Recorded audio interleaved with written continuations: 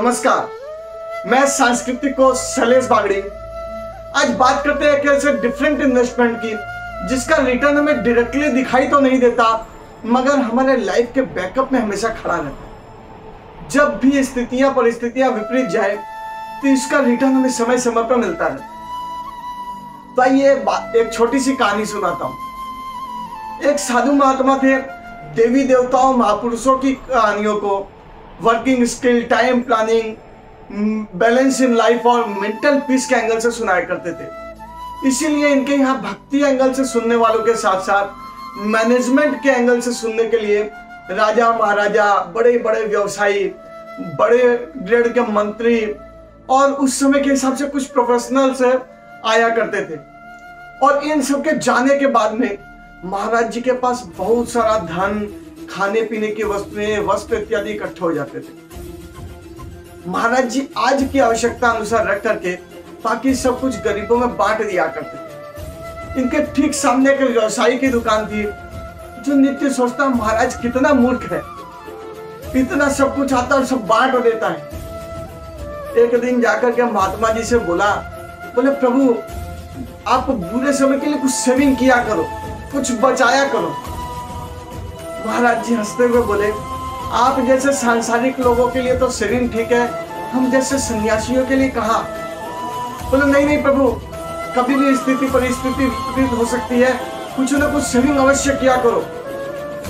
महाराज जी हंसते हुए बोले कुछ न कुछ स्थिति परिस्थिति विपरीत हो सकती है, इसके लिए आप भी रोज कुछ न कुछ दान दिया करो। ये बोलता महाराज जी आप इन्वेस्टमेंट करो, सेविंग करो। महाराज जी इसको समझाते हैं दान करो, वही सबसे बड़ा इन्वेस्टमेंट है। और दोनों एक दूसरे के मान नहीं रहे, एक दूसरे के ऊपर हंसने लगे। एक दिन इसने सोचा क्यों ना महाराज को सबक सिखाया जाए और अपनी पॉकेट भी कुछ गर्म हो जाए। महाराज जी के पास आकर के बोले प्रभु मैं आपकी सेवा में रह जाना चाहता हूँ। महाराज जी बोले आप सांसारिक लोग हैं, थोड़ी देर के लिए आओ, कुछ किस्से कहानियां सुनो और वापस चले जाओ, अच्छी लगे तो जीवन में अपना लेना। बोले नहीं महाराज जी, मैं आपकी सेवा में सदा के लिए रह जाना चाहता हूं। और वैसे भी मेरी तो अभी शादी कहाँ हुई है, जितना सेविंग और इन्वेस्टमेंट है उससे माता पिता की अच्छे से चल जाएगी, उनकी परमिशन लेकर ही आया हूं। इसकी बॉडी लैंग्वेज को देख करके महाराज जी को समझ में आ गया दाल में कुछ काला नहीं, पूरी दाल ही काली है। तो मुस्कुराते हुए बोले फिर जैसी आपकी इच्छा। ये महाराज जी के पास रह गया और सुबह से लेकर के लोगों का आना जाना, किस्से कहानियां चलते रहे। सबके जाने के बाद दोनों ने भोजन किया और फिर गरीबों की लाइन लगी। महाराज जी के पास जो कुछ आया सब बांट रहे थे। इस व्यवसायी ने थोड़ा सा धन छुपा करके अपनी अंटी में रख लिया। जब सब चले गए तो महाराज जी बोले बेटा इस नगर में बहुत दिन हो गए हैं, चलो दूसरे नगर को चलते हैं। दोनों दूसरे नगर की तरफ चल दिए और सामने नदी थी। नदी के किनारे नौका खड़ी थी। महाराज जी नाविक से बोले बेटा हमें नदी पार करनी है। नाविक बोला कुछ पैसे है तो दे दो। बोला नहीं यार हम सन्यासी हैं, नदी पार करनी है, हमारे पास पैसे कहाँ, जो था सब बांट आया। बोला आप सन्यासी हैं, मैं नहीं, मेरा तो परिवार पैसों से ही चलने वाला है, तो कुछ है दे दो, नहीं तो यही कहीं पड़े रहो। महाराज जी बोले ठीक है, साइड में पेड़ के नीचे बैठ जाते, कोई भक्त आएगा पार करा देगा तो ठीक, नहीं तो यहीं बैठे ध्यान दर्शन करेंगे। अब सूरज ढलने को था और कोई उधर से नहीं आता देख व्यवसायी ने जाकर के नाविक से कुछ बातें की और वापस आकर के बैठ गया। थोड़ी देर बाद नाविक आकर बोला महाराज जी मेरा घर नदी के उस पार ही है, कोई आया नहीं, खाली जाऊंगा तो चलिए आप ही को पार लगा देता हूं। महाराज जी भक्त के साथ में बैठ गए और नौका जब नदी के लगभग बीच में पहुंच रही थी तो ये व्यवसायी महाराज जी से बोला इसीलिए कहता हूं बुरे समय के लिए कुछ सेविंग किया करो, इन्वेस्टमेंट किया करो। महाराज जी बोले यार नदी पार करनी थी सो हो रही है, तो सेविंग का क्या। नहीं नदी पार यूं ही नहीं हो रही है। बोले फिर।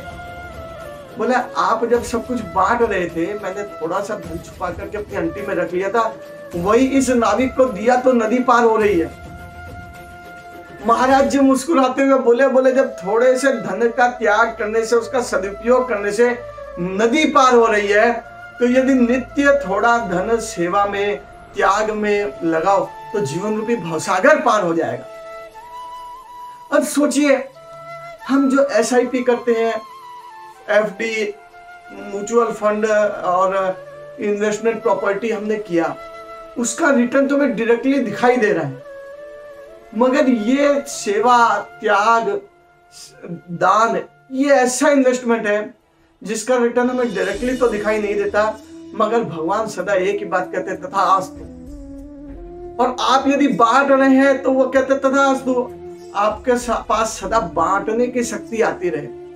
और आपने यदि मांगना चालू कर दिया तो भी तथास्तु, आप सदा मांगने के लिए तैयार रहेंगे, उसके लिए प्रकृति माहौल बनाती रहेगी।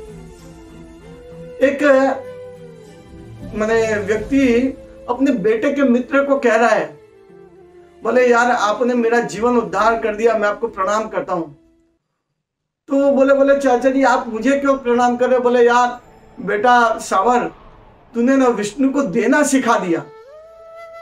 बोले तो क्या हुआ? बोले यार जो आदमी दुनिया का कष्ट नहीं देख सकता है, वो अपने बाप की बुढ़ापे में सेवा कर रहा है। और मेरे बाकी भाइयों की स्थिति देखता हूँ, उनके बच्चे उनकी सुनते तक नहीं है, और मेरे बच्चे केवल और केवल तुम्हारे देने की आदत दिलवाने के कारण और मेरी सेवा आज तक करे, क्योंकि वो जब किसी का कष्ट नहीं देख सकते तो अपने बाप को कष्ट में कैसे देखेंगे? सोचिए इसका कितना बड़ा रिटर्न है। हमें कभी लगता है कि पोजीशन खराब हो रही है और अचानक से सब कुछ ठीक हो जाता है, या हमारे पास कष्ट आने के पहले ही टल जाता है। कुछ बहुत बड़ी घटना होती है, लगता है कि यार आज तो हड्डी गई, मगर फिर देखते हैं छोटी सी खरोंच आकर के रह गई। हमें पता चले चाहे न चले, ये सेवा, त्याग, दान, इसका बहुत बड़ा रिटर्न हमें मिलता है। और हम सभी को नित्य अपनी आय से कुछ न कुछ बचा करके इस सेवा कार्य में लगाना चाहिए। किसी की फीस दे दो, किसी को पढ़ने के लिए एक पेंसिल दे दो, भूखे को बिस्किट खिला दो, कुछ न कुछ अवश्य करो।